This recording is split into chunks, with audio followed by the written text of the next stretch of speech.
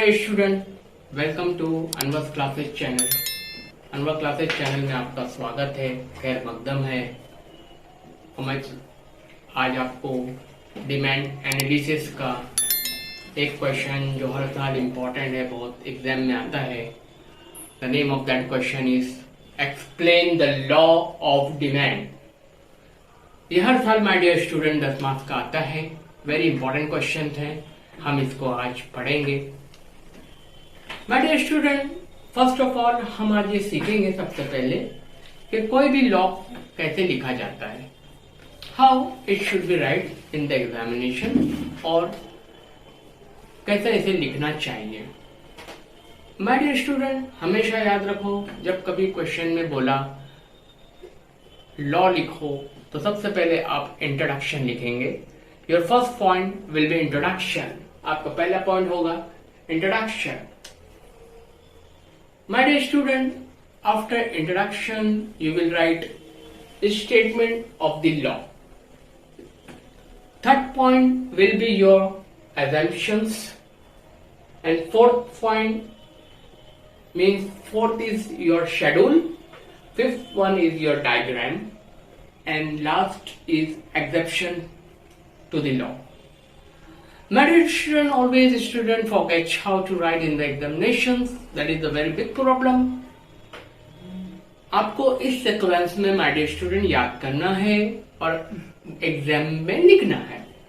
कभी कभी क्वेश्चन ऐसा भी आता है my dear student, explain the law of demand with assumptions. तो माय डियर स्टूडेंट, आप एग्जेप्शन को छोड़ के सब चीजें लिख दो। Okay my dear student, let's हम सवाल अब शुरू करते हैं। Explain the law of demand. Introduction में हम लिखेंगे, किस तरह मैं आपको बताता हूं, लिखेंगे introduction to the law of demand.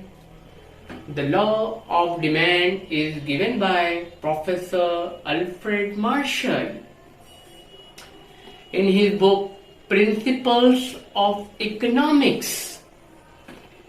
In the year 1890, he showed relationship between price and demand. Okay, my dear student, आपका इंट्रोडक्शन यहां कंप्लीट हो गया। Next point is that you will write your second point में आप लिखेंगे statement of the law. Statement of the law is that according to Alfred Marshall, other thing being constant, सब चीजें बराबर होना चाहिए। If price of the thing, of the goods or commodity is rises, a smaller quantity will be demanded.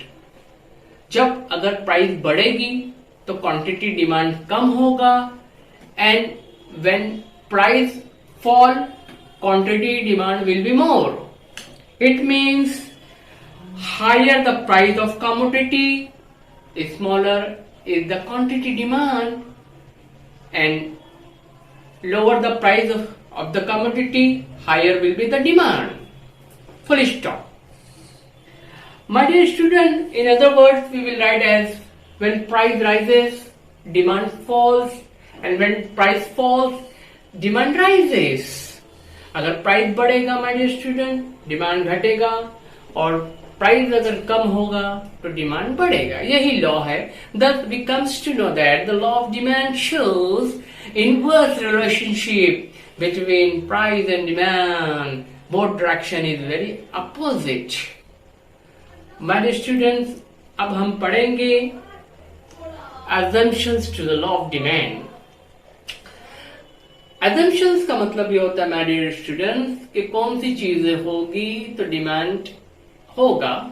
It means the conditions under which law of demand will be operate or hold true. So that is called assumptions. We will write as following are the assumptions of law of demand. तो my dear student, आपका जो first assumption है law of demand का, price. First assumption of the law of demand का first assumption है income, level of income, or we say constant level of income.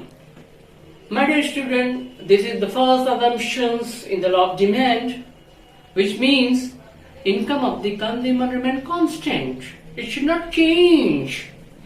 Customer की income my dear student change नहीं होना चाहिए, जैसे थी वैसे ही रहना चाहिए। क्यों? क्योंकि अगर उसकी इनकम बढ़ेगी तो इनकम बढ़ेगी तो वो ज्यादा रेट में, ज्यादा प्राइस में भी डिमांड करेगा, तो ये लॉ के अगेंस्ट हो जाएगा। इसलिए हमें इसे लिखना है माय डियर स्टूडेंट,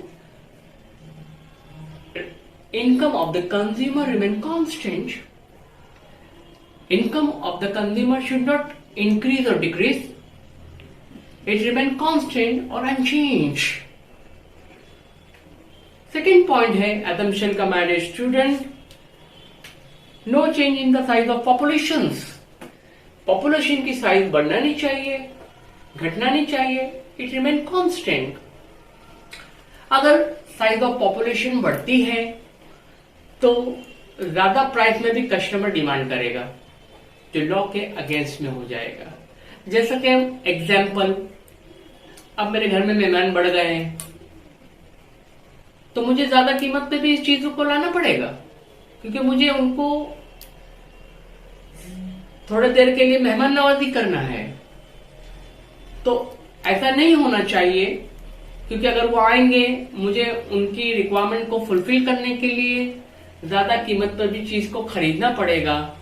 तो इसलिए size of the population remain constant, there should be not change, there will not be changes in the size of the population.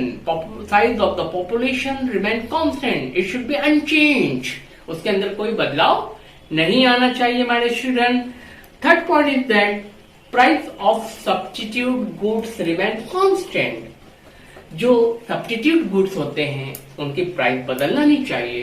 जैसा कि मार्केट में सपोज कोल्ड ड्रिंक्स का आइटम ले लो, पेप्सी भी है और कोका कोला भी है। पेप्सी की प्राइस है उसमें, लेकिन कोका कोला की प्राइस कम होती है, तो लोग पेप्सी को छोड़ के कोका कोला को प्रेफर करेंगे, खरीदेंगे, जबकि पेप्सी का भी प्राइस कम है। लेकिन सब्स्टिट्यूट गुड्स के प्राइस के कम होने की वजह से जो दूसरा गुड्स है पेप्सी, उस पर असर पड़ेगा। तो that's why we say there should not be changes, और price of the substitute goods remain constant or unchanged, my dear student. There will not be changed any type of change in the goods, in the substitute goods price. My dear student, come to the point, prices of complementary goods or the goods which has joint demands, यानी complementary goods के price में कोई changes नहीं आना चाहिए my dear student. जैसा कि car and petrol, pen and ink. अगर कार का प्राइस बढ़ता है और पेट्रोल का प्राइस उतना ही है तो लोग नहीं खरीदेंगे, क्योंकि पेट्रोल का प्राइस बढ़ रहा है और कार का प्राइस उतना ही है। क्योंकि अगर पेट्रोल ही नहीं रहेगा तो कार कैसे चलेगी माय डियर स्टूडेंट? कार चलाने के लिए तो पेट्रोल चाहिए, क्या आप पानी डाल के चलाओगे? पॉसिबल नहीं है। तो माय डियर स्टूडेंट, ये जॉइंट डिमांड का कॉन्सेप्ट है। Price of complementary goods remain unchange, means के उसका प्राइस बढ़ना भी नहीं चाहिए और घटना भी नहीं चाहिए। सपोज कार की प्राइस बढ़ रही है, पेट्रोल की प्राइस बढ़ रही है और कार की उतनी है, तो लोग नहीं खरीदेंगे इवन एट लो प्राइस। क्यों? क्योंकि पेट्रोल के बगैर तो कार चलने वाली नहीं है। इसीलिए my dear student, the price of complementary goods remain constant और अनचेंज। नेक्स्ट पॉइंट है आपका no expectation of future. My dear student, customer future के बारे में जरा भी एक्सपेक्ट नहीं करना चाहिए कि कल बढ़ेगा घटेगा, है ना माय डियर स्टूडेंट। सपोज आज मैं बाजार में जाता हूं और मुझे मिलता है 30 रुपए किलो टमाटर या टमाटोस, मुझे मिलता है 30 रुपीज केजी। लेकिन मैं क्या सोचूंगा, कम है, हो सकता कल और प्राइस कम हो जाएगा, ₹15 हो जाएगा, ₹10 हो जाएगा, तो मैं उसको कम कीमत में भी नहीं खरीद रहा हूं। तो लॉ कैसे ऑपरेट होगा माय डियर स्टूडेंट? लॉ तो कहता है प्राइस कम है तो खरीद लो, लेकिन I am thinking about future. या फिर मैं सोच रहा हूं आज अगर ₹100 टमाटर का कीमत है, टमाटर का प्राइस है मार्केट में ₹100, मैं ये सोचता हूँ अरे हो सकता है कल रेट और बढ़ जाएगा, एक काम करता हूं मैं अभी 10 किलो खरीद लेता हूँ, 5 kg खरीद लेता हूँ, क्योंकि कल हो सकता और बढ़ जाए। तो in this situation law will not applicable, or we can't operate the law of demand. So that's why it is the most important assumption of law of demand that there should not be future expectations, or there should not be any kind of expectation about the future by the consumer. Consumer करके बारे में नहीं सोचना चाहिए। So we say no change in future expectation, my dear student. And the sixth point is that no change in taste, habit, preference of the consumer. Consumer के test preference में बदलाव नहीं आना चाहिए। जैसे कि एग्जाम्पल, एक आदमी भाजी खाता है, वेजिटेबल खा रहा था, प्राइस कम ही है, वेजिटेबल खा रहा है, प्राइस कम होती है तो ज्यादा लेता है, लेकिन उसका टेस्ट चेंज हो गया, अब वो आगे चिकन पकौड़ा खाने लगा माय डियर स्टूडेंट। अरे भाई चिकन पकौड़ा देख के उसको जबान में पानी आ रहा है और चिकन का रेट ज्यादा भी है, तो वो खरीद रहा है। क्यों? क्योंकि उसका टेस्ट चेंज हो गया, उसकी हैबिट्स चेंज हो गई, है ना माय डियर स्टूडेंट। इसी तरह एक सिगरेट पीता आदमी पहले पीता था गोल्ड फ्लैग, क्या पीता था, अब वो उसका टेस्ट जरा चेंज हुआ, अब वो रॉथमैन्स पी रहा है, अमेरिकन सिगरेट पी रहा है माय डियर स्टूडेंट। ओह बहुत अच्छा लग रहा है उसको, क्योंकि उसके टेस्ट में चेंजेस आया माय डियर स्टूडेंट, और ज्यादा कीमत पे भी वो चीज को खरीद रहा है, तो ये लॉ के अगेंस्ट हो जाएगा माय डियर स्टूडेंट। इसीलिए हम कहेंगे माय डियर स्टूडेंट, ये no change in test and preference of the consumer if you want to hold law of demand applicable और true. Okay my dear student, last point है no change in government policy. My dear student, government policy remain constant. There should not be any kind of changes in government policy such as taxation policy, import exchange policy, import export policy, etc. because it directly affect on demand. Okay my dear student, now यहाँ ये हमारा assumption तक अभी मैंने complete किया my dear student. Now let's see my dear student, schedule of demand. We can say demand schedule, how it should be prepared, we will see now. Now we will draw a table and we will take price and demand over there. First we will take price. Now see, in the given schedule, price and other side is demand. When price is ₹10, demand is 50. When price rises from 10 to 20, demand falls from 50 to 40. As price further rises from 20 to 30, demand falls 40 to 30. And at last, when price is 50, demand is 10 quantity. My dear student, हमने यहाँ देखा कि when price rises from 10 to 50, demand falls from 50 to 10. It shows inverse relationship between price and demand. When price falls, demand rises as shown in the schedule, my dear students. Now, अब हम इसका diagram बनाएंगे. Let's see the diagram of law of demand. There are two axes, O y-axis and O x-axis.